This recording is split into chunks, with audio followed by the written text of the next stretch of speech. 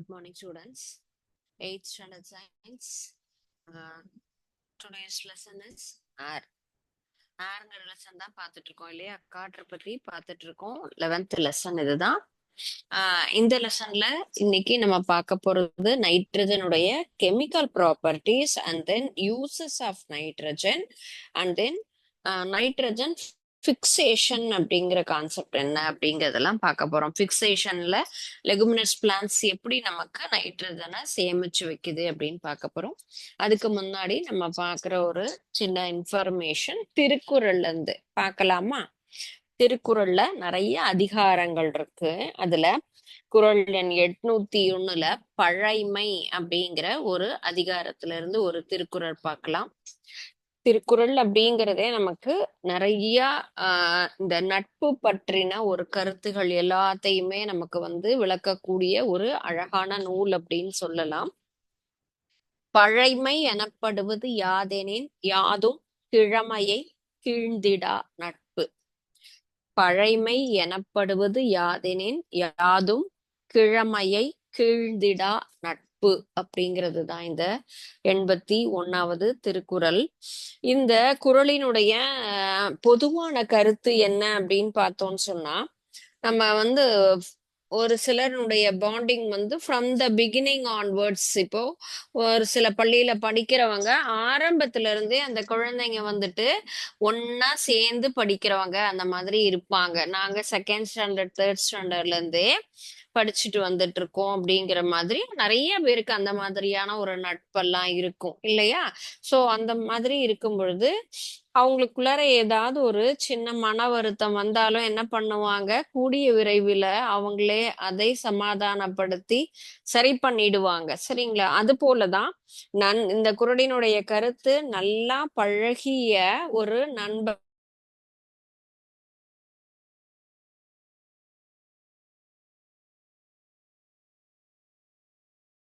செய்யும் செயலை எண்ணக்கூடிய ஒரு நல்ல விஷயம் அப்படிங்கிறதுக்கு நிறைய நான் தான் கருத்துகள் இருக்குன்னு சொன்னேன் இல்லையா? அப்ப ஃப்ரெண்ட்ஷிப் அப்படிங்கிறது எப்படி இருக்கணும்? ரொம்ப நாள் பழக்கம், நான் 15 பழக்கம், 20 ஆண்டு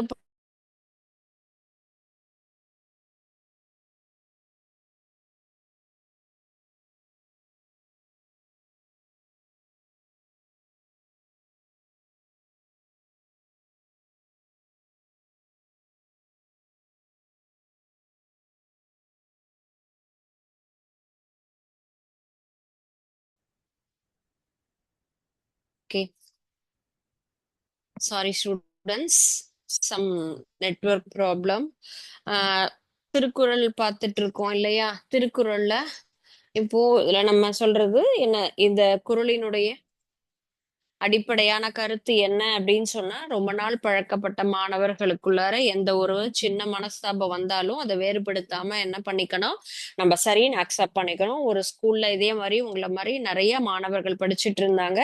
அந்த மாணவர்களுக்கு ஒரு காம்படிஷன் வச்சிருந்தாங்க. காம்படிஷன் அப்படின்னு சொன்னாலே எல்லாருமே என்ன பண்ணுவாங்க, அதுக்கு உண்டானதை தயார்படுத்திப்பாங்க. பேச்சு போட்டி, அது மாவட்ட அளவிலானது, இன்டர் ஸ்கூல் காம்படிஷன் சொல்லுவோம் இல்லையா? எல்லா பள்ளி மாணவர்களும் கலந்து கொண்டு அதுல பல மாவட்டத்தை சேர்ந்த மாணவர்கள் அதுல பங்கேற்பாங்க.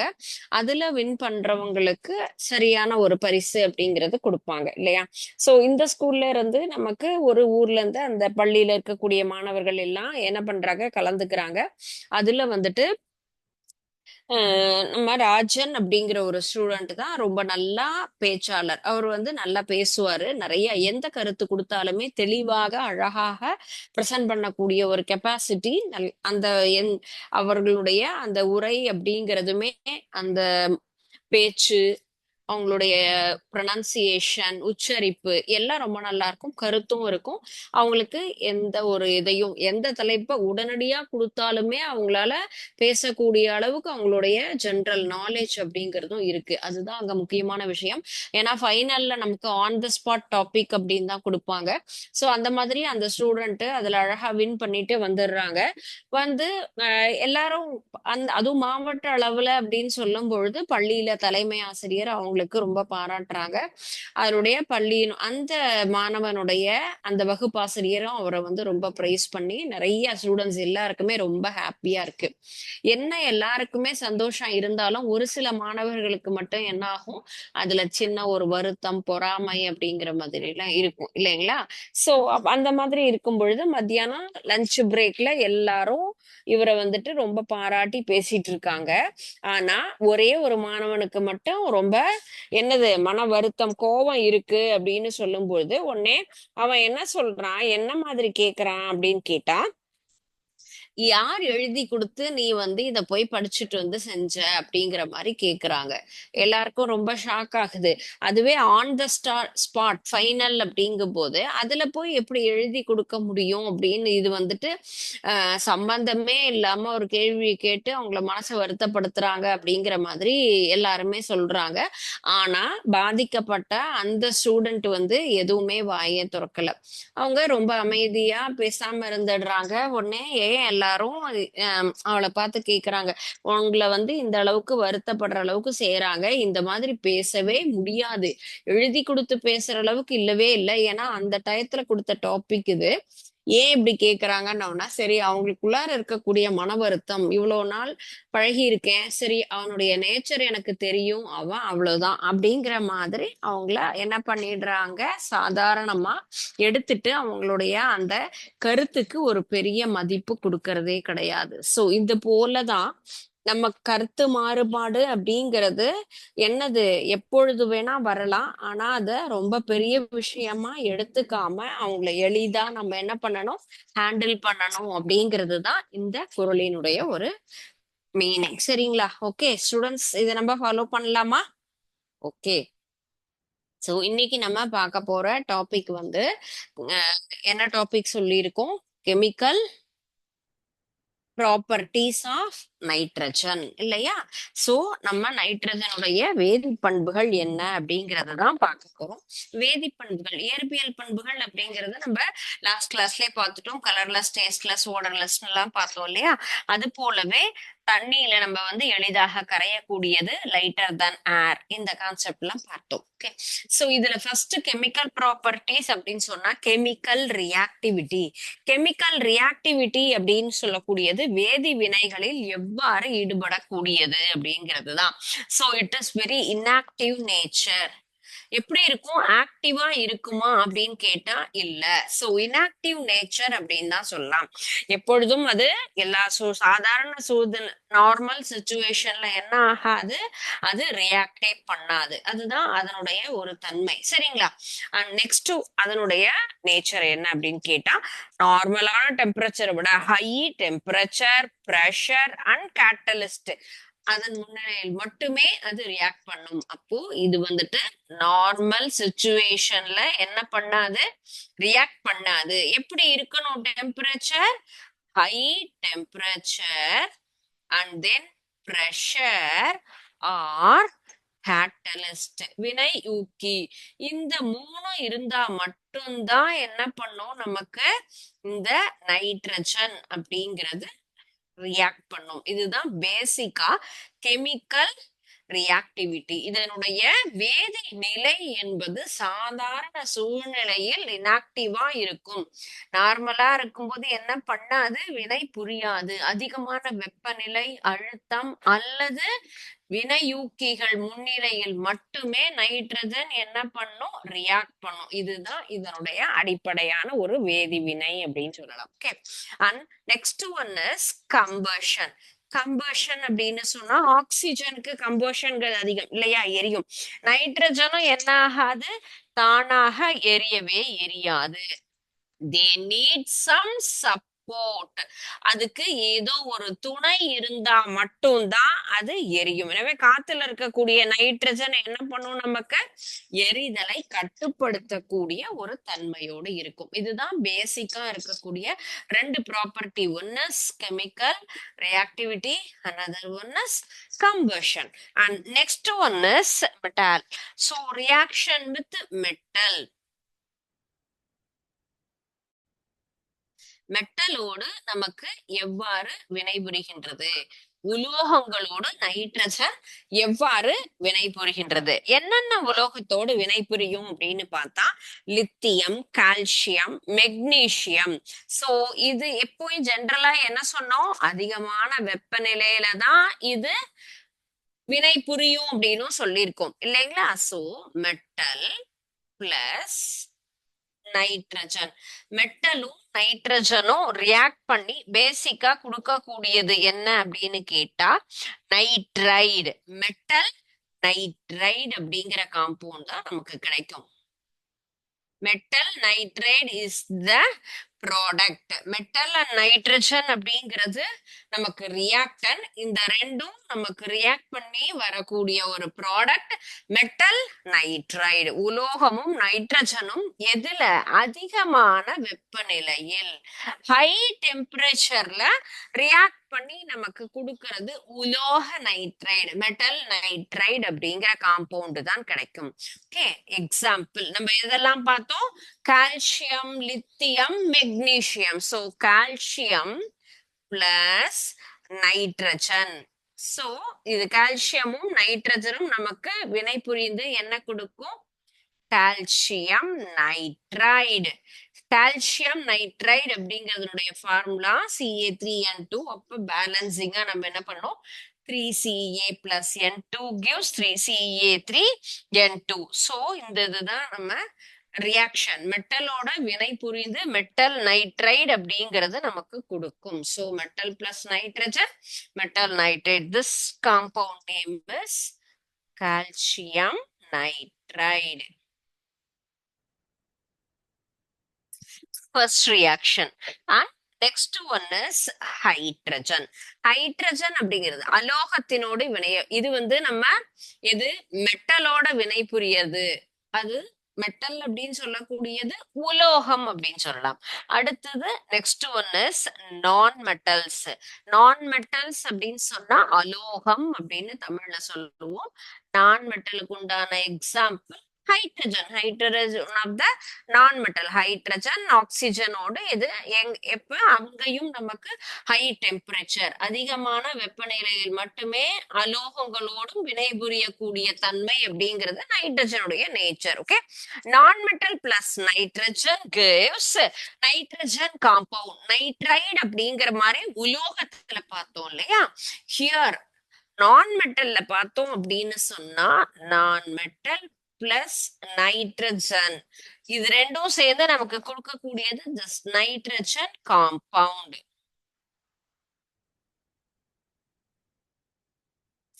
So what is the example of non-metal? Hydrogen. So hydrogen plus nitrogen gives H2 plus N2. இந்த ரெண்டும் சேர்ந்து நமக்கு என்ன கிடைக்கிறது? Ammonia. Ammonia is the product of this reaction. So NH3 is the formula of ammonia. So 3H2 plus N2 gives 2NH3. So நான் மெட்டலோட nitrogen react பண்ணுது அப்படின்னு சொன்னா நமக்கு ஏதோ ஒரு நைட்ரஜன் காம்பவுண்ட் கிடைக்கும். நைட்ரஜன் சார்ந்த ஒரு சேர்மங்கள் அப்படிங்கிறது தான் அதனுடைய வினை விளைபொருளா இருக்கு. So hydrogen plus nitrogen gives ammonia. So this is the example of non metal. So non மெட்டலோட ரியாக்ட் பண்ணக்கூடிய ஒரு example reaction. What are non metals? Hydrogen, oxygen. So இந்த நான் மெட்டல்ல ஹைட்ரஜனோட நமக்கு வினை புரிந்து அமோனியா அப்படிங்கிற ஒரு சேர்மத்தை கொடுக்கின்றது. And next is uses of nitrogen. நைட்ரஜனுடைய யூசஸ் அப்படின்னு கேட்டா நமக்கு மெயினா எங்க பார்த்தோம்? எஸ், விவசாயத்துல தான் நமக்கு மெயினா யூசஸ் சொல்லலாம்.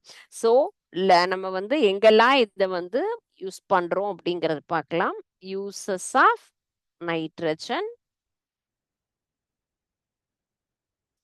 ஃபர்ஸ்ட் எக்ஸாம்பிள் நமக்கு ரெஃப்ரிஜரேஷன்ல பாத்தீங்கன்னு சொன்னா, ரெஃப்ரிஜரேட்டர்ல எது யூஸ் பண்றோம்? Liquid nitrogen used as a refrigerant. குளிரூட்டியாக நமக்கு லிக்விட் நைட்ரஜன் எங்க யூஸ் ஆகுது?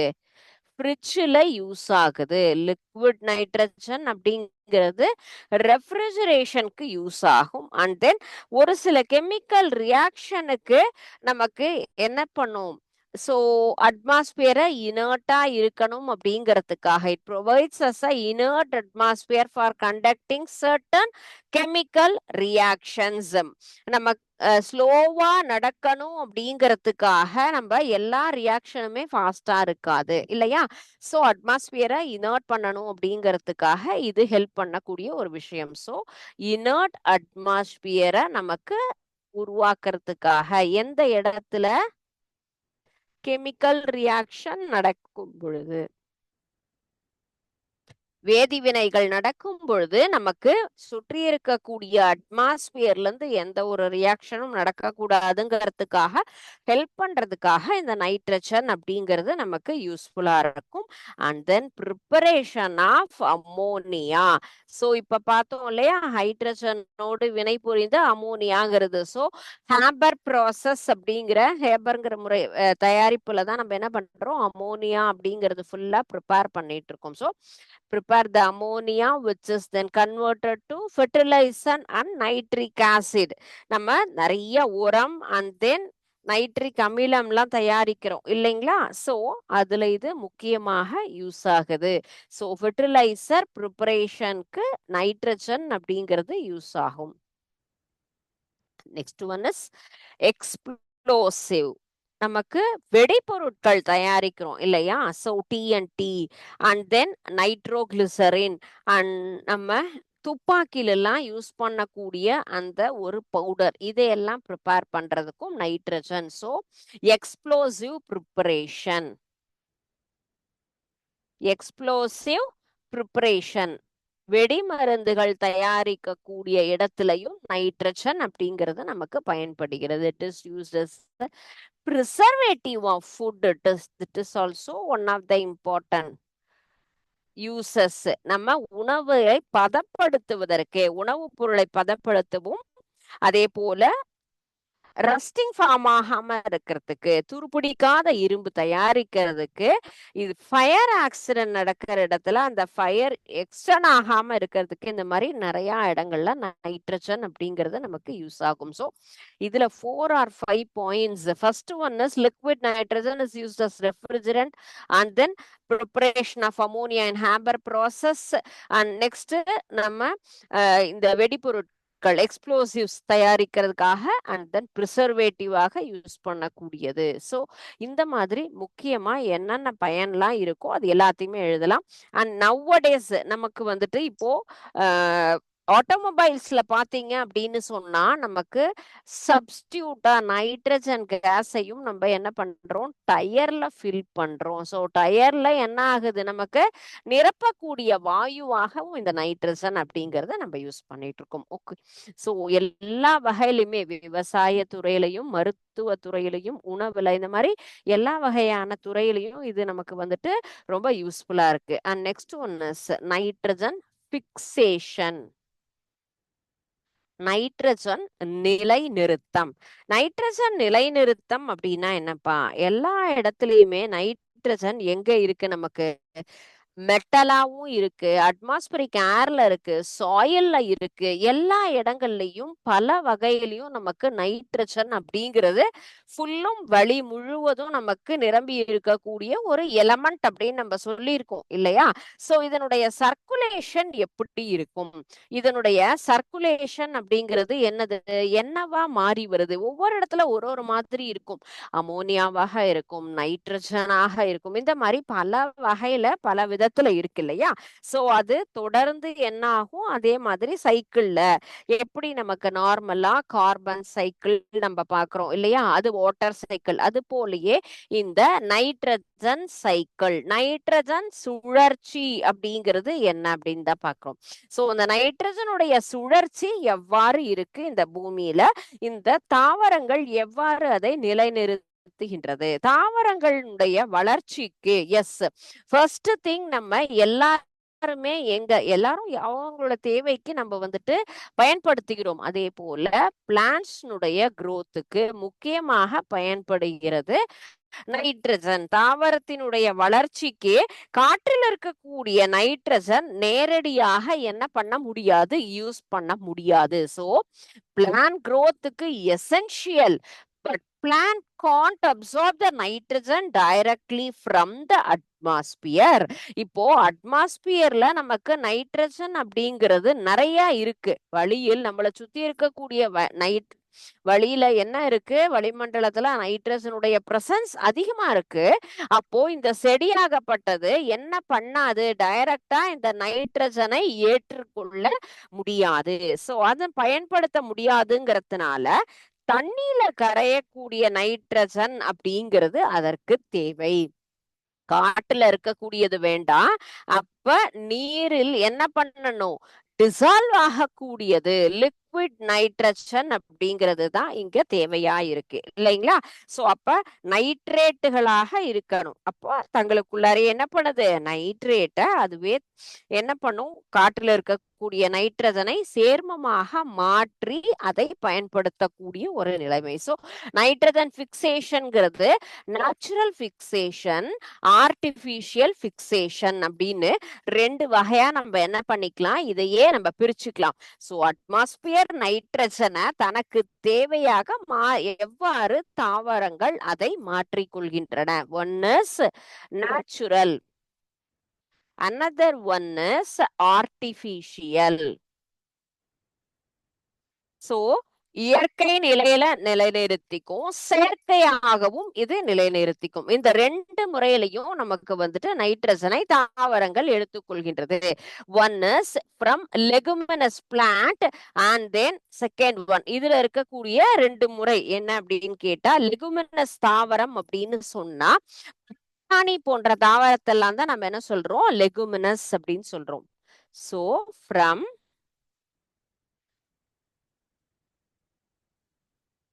leguminous plant and then next one is lightning. லைட்னிங்ல இருக்கக்கூடிய அந்த நைட்ரஜனை இது அப்சர்வ் பண்ணக்கூடியது. சோ மின்னல் வழியாக, இதுதான் நேச்சுரல் பிக்சேஷன். நேச்சுரல் இயற்கையாக நடக்கக்கூடிய நைட்ரஜன் பிக்சேஷன் எப்படி தாவரங்களுக்கு அப்படின்னு கேட்டா, one is leguminous plants, another one is lightning. செயற்கையாக ஆர்டிபிஷியல் சொன்னா ammonium and then ammonium salt. So ammonia இதுதான் NH3. சோ அமோனியா சால்ட் இதுதான் இதுல இருக்கக்கூடிய ரெண்டு ஆப்ஷன்ல. ஒன்னு ammonium, from ammonium and then ammonium salt, and next one is nitric acid and then nitrate salt. Nitric acid and then nitrate salt. So எந்த வழியாக இந்த நைட்ரஜன் பிக்சேஷன் அப்படிங்கிறது நடக்குது. ஒன் இஸ் ஆர்டிபிஷியல்ல ammonium and then ammonium salt, nitric acid and then nitrate salt. So ammonia அது நமக்கு வந்து nitrogen நிலைநிறுத்தம் என்பது தாவரங்களில் இரண்டு வகையாக நம்ம பிரிக்கலாம். இயற்கையாக நிலைநிறுத்தக்கூடியது ஆர்டிபிஷியல், செயற்கையாக நிலைநிறுத்தக்கூடியது.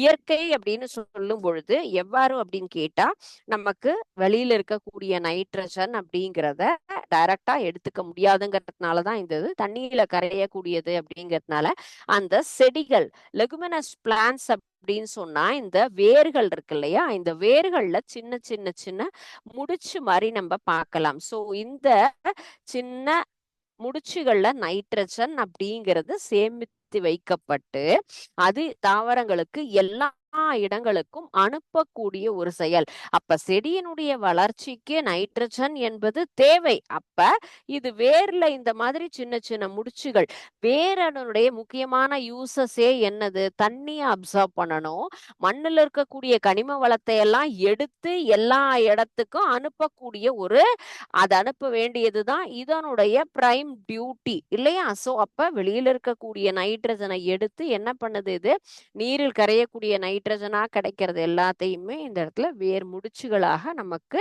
சேமித்து வைக்க கூடிய நேச்சர் தான் இந்த லெகுமினஸ் அப்படின்னு சொல்லுவோம்.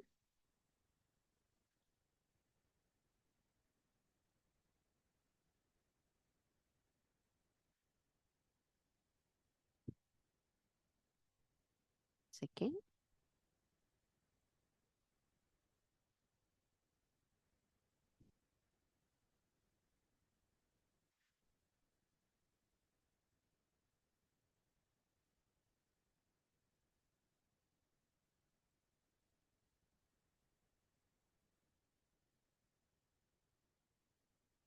ஸோ இந்த மாதிரி வேர் முடிச்சுகளா இருக்கு இல்லையா, இது மாதிரி தான் நமக்கு நைட்ரஜன் சேமிப்பு. தாவரங்களினுடைய வேர் முடிச்சுகள்ல இந்த நைட்ரஜன் ஃபிக்சேஷன்ஸ், பட்டாணி அந்த மாதிரியான பிளான்ட்ஸ் தான், இந்த வேர் முடிச்சுகள்ல இருக்கக்கூடிய சத்தை தான் நம்ம என்ன பண்ணியிருக்கோம் இங்க லெகுமினஸ் அப்படின்னு சொல்லுவோம். ஓகே, தாவரங்கள்ல நைட்ரஜன் எவ்வாறு இந்த இடத்துல நிலைநிறுத்தப்படுகிறது அப்படிங்கிறது. ஓகே, ஸோ இப்போ நைட்ரஜன் ஃபிக்சேஷன் அப்படிங்கிறது எந்தெந்த முறையில எப்படி நமக்கு நடக்குது அப்படிங்கிறத நம்ம பார்த்துட்டோம். ஓகே, அண்ட் நெக்ஸ்ட் இன்னைக்கு பார்த்த டாபிக்ஸ் என்னென்ன, நம்ம நைட்ரஜன் அப்படிங்கிறதுல நம்ம வந்துட்டு அதனுடைய chemical properties and then uses of nitrogen and then nitrogen fixation. So nitrogen ஃபிக்சேஷன்ங்கிறது நைட்ரஜனை எவ்வாறு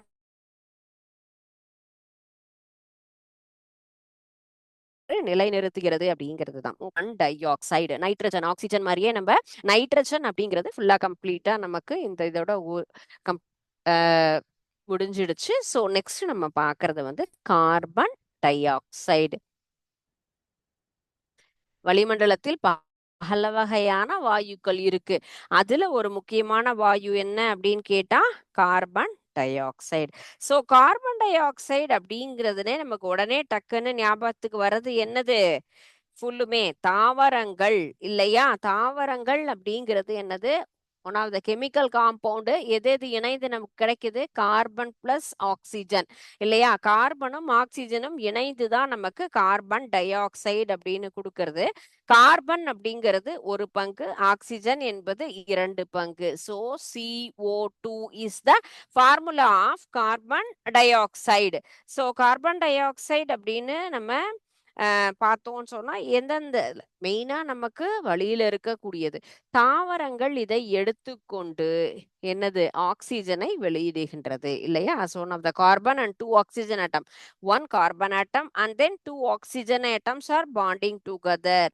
ஸோ இது வந்துட்டு ஒரு கேஸா ஒரு ரூம் டெம்பரேச்சர்ல அறை வெப்பநிலையில் என்ன இருக்கு நமக்கு, இது ஒரு வாயுவாக இருக்கின்றது. Carbon dioxide is a gas இல்லையா, இது வாயுல இருக்கு. ஸோ வாயு நிலையில் அப்படிங்கும்போது எந்த இடத்துல நமக்கு சாதாரண அறை வெப்பநிலையில் இது வந்து ஒரு வாயுவாக இருக்கு அப்படின்னு எடுத்துக்கிறோம். And then found in earth and then back of the solar energy.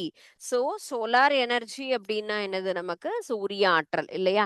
சூரிய ஆற்றலை பொறுத்த வரைக்கும் நமக்கு வளிமண்டலத்துல இருக்கக்கூடியது பூமியால் திருப்பி அனுப்பப்பட்ட சூரிய ஆற்றலை மீண்டும் பூமிக்கு அனுப்பி உயிரினங்களுக்கு தேவையாக நமக்கு இந்த வெப்பநிலையை வழங்கக்கூடிய ஒரு முக்கியமான நேச்சர் இல்லையா. ஸோ இட்டு சொன்னா இது வந்து இதனுடைய எவ்வளோ எசென்ஷியல் பாருங்க. ஆக்சுவலி பூமியில வளிமண்டலத்துல தான் இருக்கு இது. ஆனா சூரிய ஆற்றல் என்ன பண்ணுது, மீண்டும் பூமிக்கே சூரிய ஆற்றல் அப்படிங்கிறது என்ன ஆகும், ஆக்சுவலா நமக்கு வெளியில இருந்து வரக்கூடியது இல்லையா. சோலார் எனர்ஜி அப்படிங்கறத நம்ம எங்க இருந்து ரிசீவ் பண்றோம், சன்னுல இருந்து ரிசீவ் பண்றோம் இல்லையா. அப்ப பூமியால இது தேவையில்லாத சூரிய ஆற்றலை மீண்டும் பூமிக்கு அனுப்பி அந்த செடிகளுக்கு தேவையாக இருக்கக்கூடியது. ஏன்னா எல்லாருக்குமே நமக்கு சோலார் எனர்ஜிங்கிறது எசென்ஷியல் இல்லையா. ஸோ கார்பன் டை ஆக்சைடினுடைய மெயினான ஒரு டியூட்டி அப்படிங்கிறது அந்த சோலார் எனர்ஜி ரிமைனிங் நம்ம இங்க எங்க ஏர்த்துக்கு வருது இல்லையா, ஏர்த்துக்கு வந்ததை ரிட்டர்ன் ஆகி போகக்கூடியத மீண்டும் இது வழிக்கே திருப்ப அனுப்பி கூட ஒரு தன்மைங்கிறது தான் இந்த கார்பன் டை ஆக்சைடினுடைய நேச்சர். ஸோ ஏன்னா நம்மளுக்கு டெம்பரேச்சருங்கிறது ரொம்ப எசென்ஷியல் இல்லையா. கார்பன் டை ஆக்சைடு அளவு அதிகரிக்கும் பொழுதுதான் நமக்கு என்ன ஆகும், அதிகமான ஒரு தீய விளைவுகள் அப்படிங்கிறது வரும். ஸோ இந்த கார்பன் டை ஆக்சைடு அப்படின்னு சொல்லக்கூடியது நமக்கு எவ்வளோ ஒரு எசென்ஷியல், அதனுடைய பிசிக்கல் ப்ராப்பர்ட்டிஸ் என்ன, கெமிக்கல் ப்ராப்பர்ட்டிஸ் என்ன. இப்போ நம்ம நைட்ரஜன் சைக்கிள் அப்படின்னு பார்த்த மாதிரியே கார்பன் அப்படின்னு இருக்கு, கார்பன் சைக்கிள் அப்படிங்கிறதும் இருக்கு. ஸோ அதுல நமக்கு எந்த மாதிரியான விளைவுகள் அப்படிங்கிறது நமக்கு கிரீன் ஹவுஸ் எஃபெக்ட் எல்லாம் பார்ப்போம் இல்லையா, ஆசிட் ரெயின் அந்த கான்செப்ட் எல்லாம் இதுல தான் வருது. ஓகே, ஸோ பூமியில நமக்கு அட்மாஸ்பியர்ல கார்பன் டை ஆக்சைடு அளவு அப்படின்னு பார்த்தீங்கன்னு சொன்னா 0.03% அப்படிங்கிறது தான். 0.03% அப்படிங்கிறது நமக்கு வழியில கார்பன் டை ஆக்சைடினுடைய அளவாக இருக்கு. தாவரம் விலங்குகள் நமக்கு எங்கெங்கெல்லாம் இது வெளியில வருது அப்படின்னு சொன்னா plants and then animals. So இவங்களுடைய ரெஸ்பிரேஷன்ல இல்லையா, சுவாசம் மூலமாக என்ன வருது நமக்கு, தாவரங்கள் சுவாசித்தல் நிகழ்த்தும் பொழுது அதிலிருந்து நமக்கு இந்த கார்பன் டை ஆக்சைடு அப்படிங்கிறது வெளிவருகிறது. முக்கியமாக நேச்சுரலா பாத்தீங்கன்னு சொன்னா கார்பன் டை ஆக்சைடு அப்படிங்கிறது நமக்கு வால்கனோ சொல்லுவோம் இல்லையா, எரிமலை வெடிக்கும் பொழுது அதிலிருந்து வரக்கூடிய மேக்மா அப்படிங்கிற அந்த ஒரு பொருளாகப்பட்டது வெளியில வரும். அந்த மேக்மா மூலமும் கார்பன் டை ஆக்சைடு அப்படிங்கிறது வரும். அது போல எண்ணெய் மற்ற சில வாயுக்கள் எல்லாமும் நம்ம என்ன பண்றோம், சிதைக்கும் பொழுது கார்பன் டை ஆக்சைடு அப்படின்னு வெளியேறும். கார்பன் டை ஆக்சைடு அப்படின்னு சொல்றது நம்மளுடைய ரெஸ்பிரேஷன்லயே நம்ம என்ன பண்ணுவோம், கார்பன் டை ஆக்சைடு தான் எக்ஸேல் பண்றோம். நம்ம எதை எடுத்துக்கிறோம், ஆக்சிஜனை எடுத்துட்டு கார்பன் டை ஆக்சைடு அப்படிங்கிறது தான் நம்ம எக்ஸ்ஹேல் பண்றோம். இப்ப எதன் மூலமாகலாம் வழியில கார்பன் டை ஆக்சைடு வருது அப்படிங்கிறது தான். ஸோ பிளான்ஸ் அப்படின்னு சொல்லும் பொழுது பிளான்ஸ்னுடைய உணவு தயாரித்தல் சொல்லுவோம்ல, அதுல நமக்கு வரும். அது போல ஹியூமன்ஸ்னுடைய ரெஸ்பிரேஷன். ஸோ அவங்களுடைய ரெஸ்பிரேஷன்ல என்ன பண்றோம், நம்ம கார்பன் டை ஆக்சைடு அப்படிங்கிறத நம்ம வெளியிடுறோம். ஸோ இந்த மாதிரி ஒவ்வொரு இடத்துல இருந்தும் கார்பன் டை ஆக்சைடு அப்படிங்கிறது அதிகமாயிட்டே இருக்கும். ஸோ நம்மால உருவாக்கக்கூடிய கார்பன் டை ஆக்சைடு அப்படிங்கிறது தான் மேக்சிமம் என்ன ஆகுது, கார்பன் அப்படிங்கிறது அதிகமாகும். ஸோ இது எங்கெல்லாம் நமக்கு தேவையில்லாம நம்மளே வெளியிடுறோம் அப்படின்னு சொன்னா இண்டஸ்ட்ரீஸ் அண்ட் தென் நெக்ஸ்ட் பார்த்தா வெஹிக்கிள் இல்லையா, இந்த ரெண்டினுடைய பயன்பாடு அப்படிங்கிறது தான் நமக்கு அதிகமா மேஜரா கார்பன் மோனாக்சைடு அப்படிங்கிறத வெளியிடுறோம்.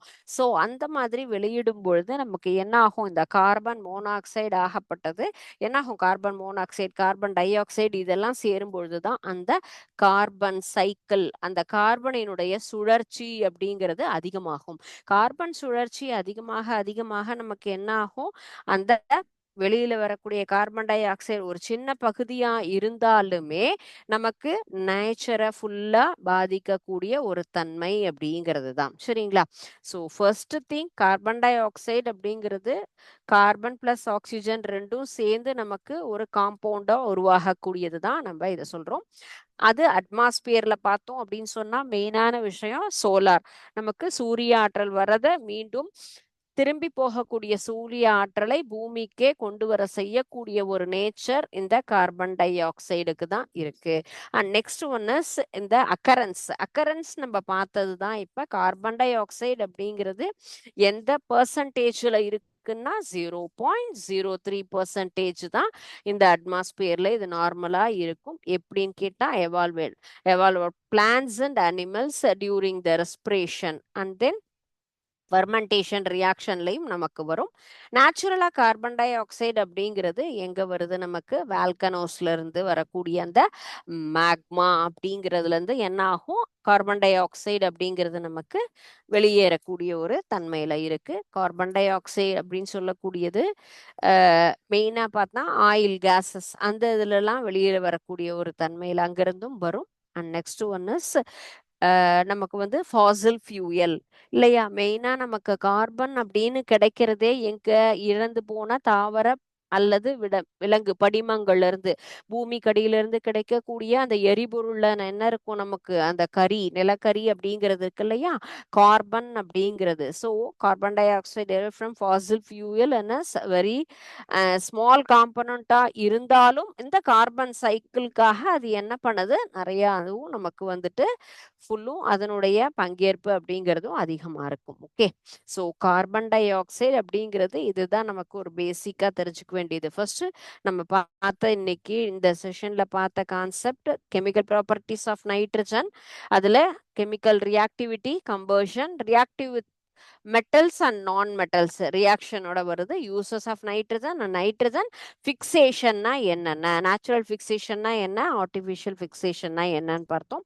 And then carbon dioxide அப்படின்னா நமக்கு பேசிக்கா இந்த காம்பவுண்ட்ஸ் அதனுடைய அது எப்படி உருவாகுது, அதனுடைய அக்கரன்ஸ் என்ன அப்படின்னு பார்த்துருக்கோம். ஓகே, ஸோ இதுல வரக்கூடியது ரிமைனிங் கான்செப்ட்னா பிசிக்கல் அண்ட் கெமிக்கல் யூசஸ். இது எல்லாமே நம்ம நெக்ஸ்ட் கிளாஸ் இதை பத்தி டிஸ்கஸ் பண்ணலாம். ஓகே, உங்களுக்கு இன்னைக்கு நடத்தின சாப்டர்ல ஏதாவது டவுட்ஸ் இருக்கா அல்லது கிளாரிஃபிகேஷன்ஸ் இருக்கா? ஓகே, நைட்ரஜன் ஃபிக்சேஷனுங்கிறது சாதாரண ஒரு சின்ன கான்செப்ட்னாலும் ஆனால் ரொம்ப யூஸ்ஃபுல்லான ஒரு விஷயம். நம்ம அடுத்தடுத்த கிளாஸ்லையும் இது என்ன பண்ணோம், இதனுடைய கண்டினியூஷன் அப்படிங்கிறது வரும். ஓகே, ஸோ இதை நீங்கள் ரீட் பண்ணிட்டு வாங்க. டவுட் இருந்தது அப்படின்னு சொன்னால் நெக்ஸ்ட் கிளாஸ் டிஸ்கஸ் பண்ணலாம். Okay, thank you students. வாழ்க பாரதம், வெல்க தமிழகம்.